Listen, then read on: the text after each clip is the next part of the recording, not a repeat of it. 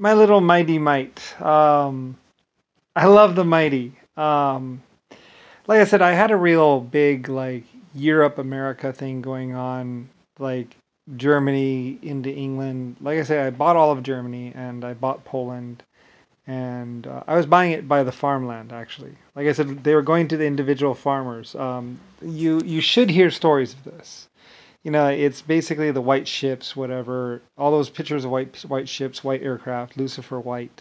It's because we finally got white paint. Like I said, somewhere around between 1800 and 1900, we were like, Eureka! We have white paint! Yes! Because paint was tar, and they were using paint as coating stuff, and then we were getting into, the paint color was basically like a grayish, I mean, not grayish, I mean, it was like a brownish, basically, kind of thing. So you couldn't really do light colors. You could only do like blackish or brownish colors. You couldn't really get the real true colors, not without white paint. And white paint, I forget what the secret is to white paint, but we couldn't get white paint, and so it was white paint was something I spent like a couple thousand or a couple $100,000 on. It took them a couple years actually to finally get that paint up to white paint. And then again, like I said, in anything there is the inventing and the building, and then there is the mass production. Which means basically, I mean, there's a lot of things you can pour it once, you can pour it twice, you can pour 100 of them.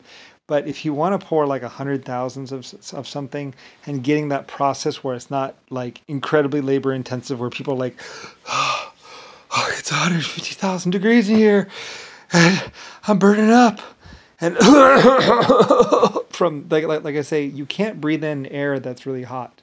If you breathe it in, a lot of my workers and stuff, like when they died, or when people got sick, they would look inside and they would see burned lungs.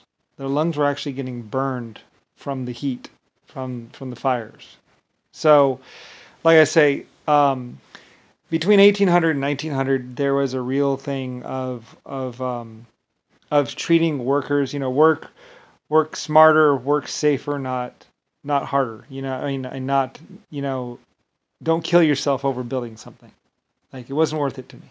So, as a production person. Anyway, though, the Mighty Mite was one of the cars I was really proud of. It was really cool.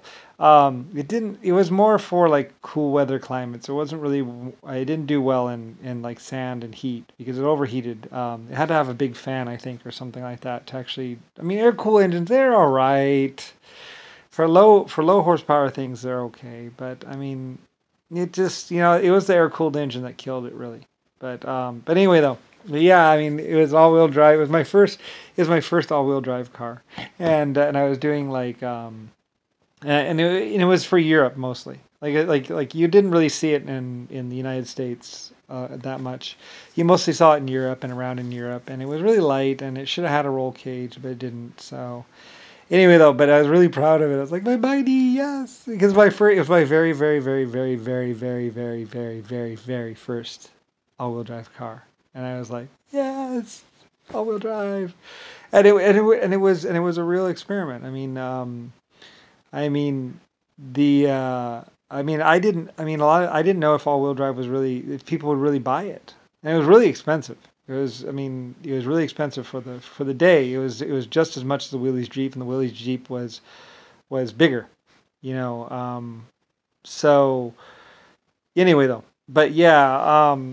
It was intended to replace the Willys or replace the Jeeps or whatever, Well, it was in Europe, and not really in the United States or America, basically. But anyway, though, I was really proud of it. The mighty.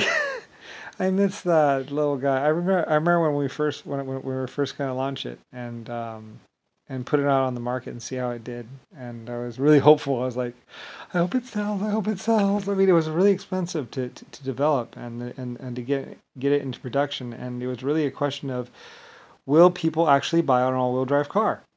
I mean, a lot of people said, no one cares about all-wheel drive. Who cares? Just don't drive. You don't drive in those kind of places. And I'm like, what are you talking about? My wagons got stuck. My horses get stuck.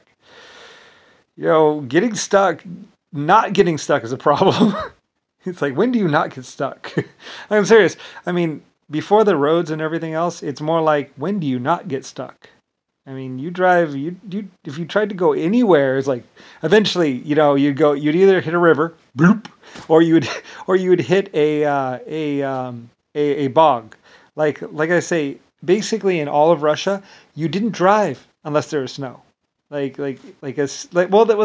this time when it was starting to snow, when it was this cold but not snow. Anyway, there are certain times around the year that you could travel, and everybody would be like, whoop, across. They'd be like, all right, it's time to go. and another group would be like, all right, it's time to come. And so these groups would meet, in these times where it's not really snow and it's not really this, it's not really that. We're like you only moved around 2 times a year, and that was because but other than that, if you tried to go anywhere, it's like bloop, bloop, bloop. It's it's like if it's faster to wait than it is to actually try and go anywhere. Like if you want to go 20 miles, you would just go 20 miles, and you would do it. I mean, horses would get stuck in the permafrost. It would get so muddy. Like there's a certain place to go where it's like, don't go there, don't go out there. I know it looks hard, but you get out there, bloop. Like they would be like swimming across the permafrost in some places. It's like, don't start to get stuck, or else you will, just go bloop. Anyway, yeah, there were some really big places where it's just mud.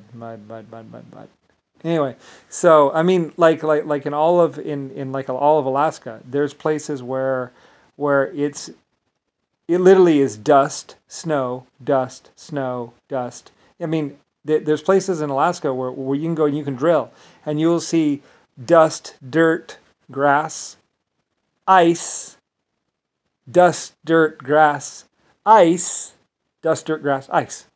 Where it's like there's 4 layers of where basically the dust and the dirt or ash or whatever blew across and blew on there and basically created this little barrier, and then trees and plants and all kinds of things grew on top of the ice, whatever, or the frozen whatever.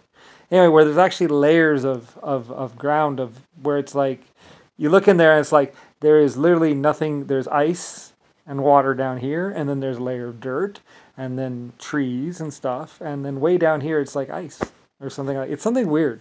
Yeah, it's only found in Alaska in a couple places, where it's all frozen under there. Anyway, though, yeah, it's kind of weird where like I guess winds or whatever blow the dust, and like layers of dust would start to accumulate and stuff like that, and it would seal in the ice or something like that. Anyway, it's something only found in Alaska. And I was like, really? Really, really, really? It's like, yeah. Like, that is weird. Anyway, yeah. But anyway, though, but the Mighty was my little vehicle, because any vehicle of weight would just go bloop. So if it's like if you were 300 pounds or 600 pounds, you could go. But if you were anything more than like 1,000 pounds or anything, you just go bloop.